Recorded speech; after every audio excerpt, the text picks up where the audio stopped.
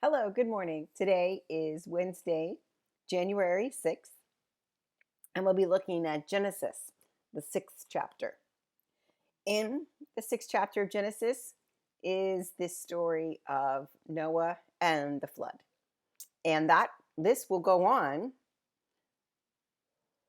until chapter 7, chapter 8, and chapter into chapter 9. So this is the beginning. It says that Noah walked with God. It says that Noah was somebody that God trusted and that Noah trusted God.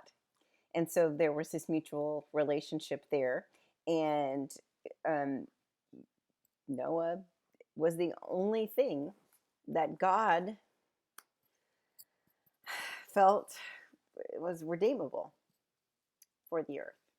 So when you first reading of this chapter, short chapter, is that God is mad with human creation, um, and seeks to destroy everything. And I think we can look at this two different ways. The one way that most people would look at it, like a surface value of it, is that God is um, punishing and God is judgmental. And here's God saying, you know, I I'm unhappy with you, so I'm going to wipe you out. But what you need to understand, is that this story is very similar to um, ancient Near Eastern tales of floods that destroyed everything. And the reasoning for the things is different. The most popular one, the most known one, which would have been known by the Babylonian exiles when the Pentateuch was written down, would be the Epic of Gilgamesh. And the story there is that the gods uh, sent the flood because humanity had gotten too populous for the land. There's too many people, and so they needed to thin the herd, I guess. And so that's where we get that story. That story is one of these myths that's told around a flood, a great flood. Now, one of the things that is puzzling about this, not only this whole thing about the sons of God and the daughters of humankind and their mating, and then that was in the very beginning of this chapter. You get that sort of weird, surreal thing that probably comes from another faith tradition that was going on and influencing the people that put the book together. But you get this idea that humankind had disappointed God, this creation that God had made, and of all the things to eradicate the world with a flood. And in the Epic of Gilgamesh, in the other story, the gods send all these different things like plagues and disease and pestilence and famine to try to get rid of the people. And none of it works. They're all more resilient than the things that God sends, except for the flood, wipes everybody out. And it sort of makes you pause. And this is why it makes you pause, because the area that we're talking about, Mesopotamia, early Mesopotamia, is very arid. It's not prone to flood. But to me, these, what's the word, phenomenal, abnormal weather events, isolated sort of weather events, if you have a dry area, the land gets used to being dry and knows how to manage that. When you get a deluge of water, the land cannot absorb it because it's just not used to absorbing it that fast. And you get mudslides and you get all kinds of, just horrific biblical proportions disaster. And so I would imagine people that experience this, living in this relatively arid area at the time, when they did experience all like heavy rains and flooding, it was catastrophic. It was this abnormal, like once in a lifetime, kind of thing. And they would interpret it as God's punishment or the God's punishment, depending on where kind of theology they had operating at the time.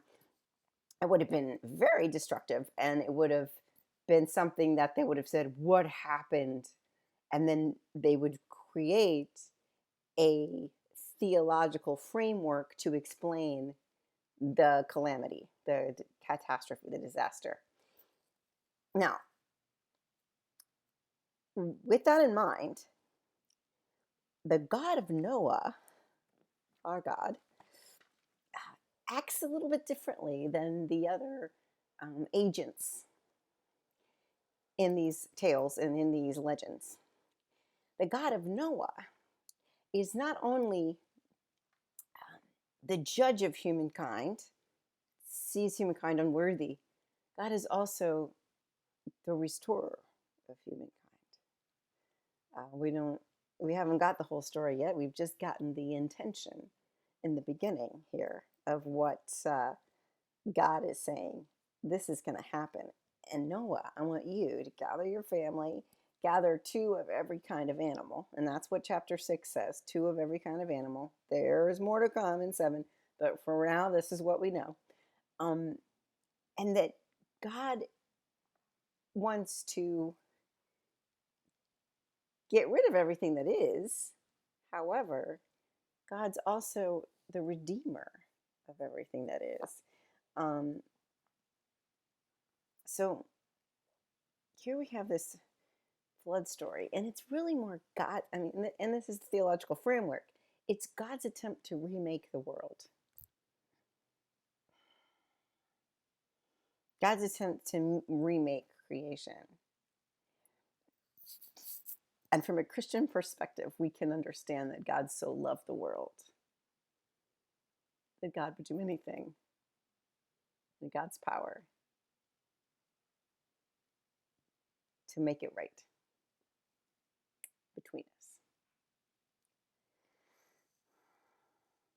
So the flood is God's attempt to remake creation. And the story says something about God, or at least about the thoughts that the writer has about God, about who God is, essentially.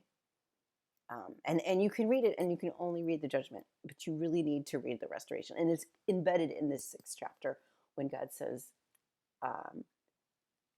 you know, or God doesn't say, but the passage says that Noah found favor with God. Noah walked with God, and God contacted Noah and told Noah exactly, I'm going to teach you how to build this vessel, and I'm going to tell you what to do because I want to save you in it.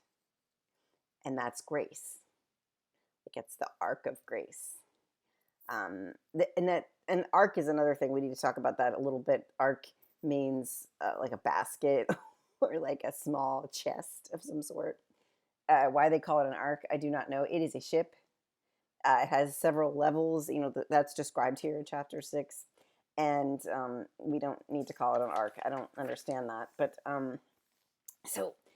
even in the 6th chapter, the writer sees God as an actor in the natural disaster, right? God is the reason this natural disaster happens.